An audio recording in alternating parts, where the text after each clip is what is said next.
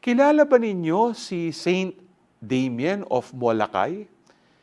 Isa siyang pari na naglingkod sa mga ketongin sa Hawaii.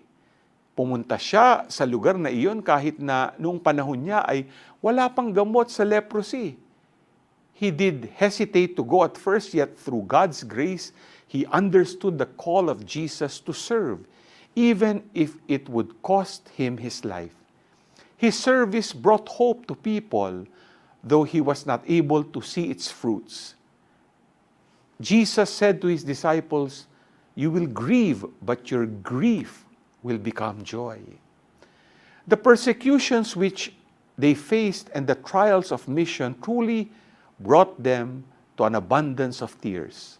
Nonetheless, because they understood the gospel message with their hearts, they held on to the faith and triumph.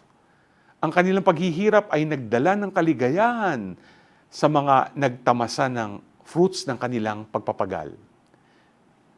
Let us beg for the gift of understanding that we may see through our present sorrows and arise triumphant in the name of Jesus. G ka ba?